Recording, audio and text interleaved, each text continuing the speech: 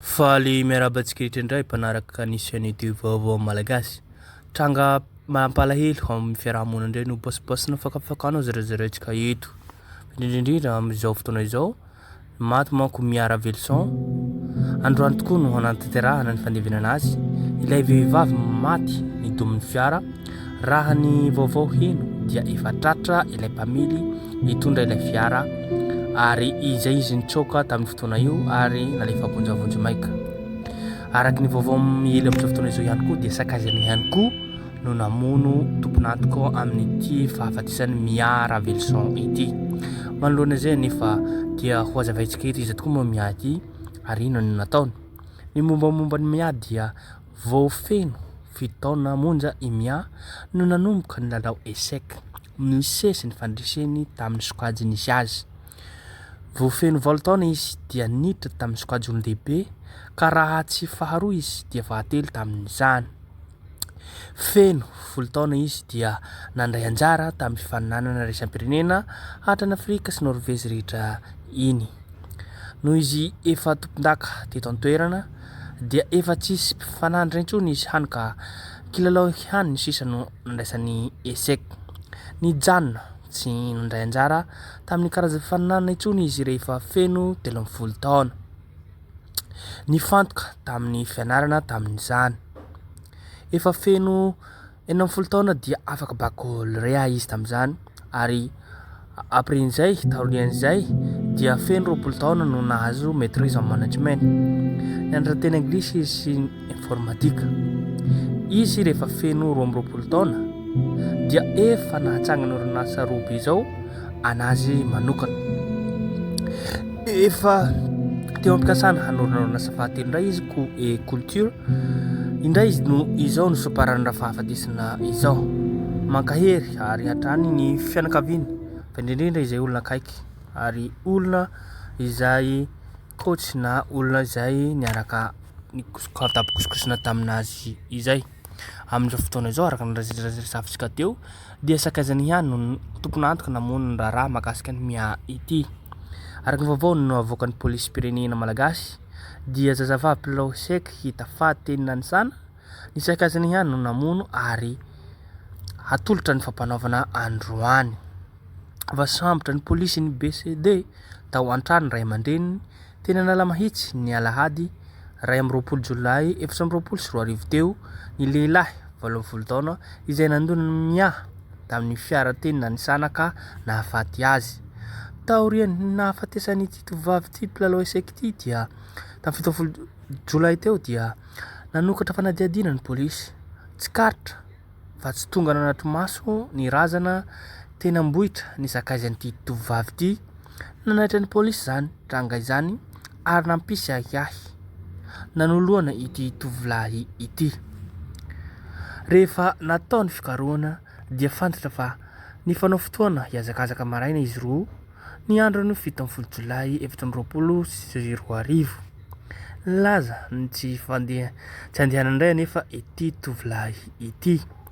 Rehefa tonga ny fotoana hiazahazana nitondra fiara izy andron'io nidominy ilay tovovavy ka maty tratran'ny maso. Tsy dradrano raha ny fantatra dia ny toe-draza i mia ka izany na anisany antony namono anazy rehefa tsy nanaiky ny hanesorana ilay zaza. Hatolotra ny fanaovana izy androany amin'izao fotoana izao ity. Mampalahelo ny tranga misy amin'izao fotoana izao. Ratsy fanahy olona tsy matahotra an'Andriamanitra fa manoatra an'izany. Manao eritreritra biby efa miaratsy izao fiainana izao dia mila milamina. Manana izany saina tamin'izany namono olona ve ny mbola ao anatin'ny lohantsika malagasy ity, lohan'ny olona ohatr'izao e. Mampalahelo ny zavatra misy eto an-tany sy firenentsika malagasy ao anatin'izao 2024 na 2024 zao ahitana zavatra trangan-javatra hafahafa ary mampalahelo izay mbola tsy nisy. Ataontsika hoe ilay fiainana fiarahamonina taloha izay niaina ny fanajana ray aman-dreny, fanajana zany aina zany, aina sarobidy. Ny olona taloha dia matahotra zany hoe fanajana fitsipiky ny fiarahamonina dia manaja ny ray aman-dreny, manaja ny zoky sy zandry, manaja ny hoe ikolokolo hoe ahoana zany aina zany. Am'izao fotoana izao fa mivadika biby mampalahelo, tena mampalahelo zava-misy eto Madagasikara am'izao fotoana izao.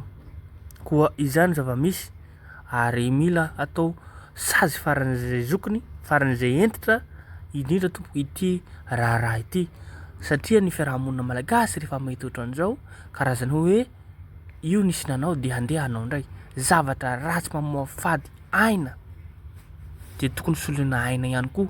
Fa atsika moa tany tandalana misy lalàna mifehy azy dia izany ihany koa no mbola entina ny fitsarana, entina ny pôlisy de atao ny fitsarana mahakasika an'izany. Tena trop mampalahelo ny zava-misy amin'izao fotoana izao, mampalahelo ny fianakaviana, mampalahelo ny namana sy zay rehetra mifanerasera tamin'ity. Lasa biby tsy olona trony ny olona am'izao fotoana izao. Ka izay ny zava-misy, tsy hay manko rehefa olo mamono olona zao ohatran'izao de mbola misy ataontsika hoe mivoaka ny fonja ihany. Tokony sazy, ameo ny sazy ry mpitandro filaminana, ameo ny sazy hentitra ry fitsarana, ameo ny sazy ireo mpiamby fonja. Fa izao kosa dia rahan'olona, ain'olona very, ain'olona tsy hita popoka am'izao fotoana izao ty.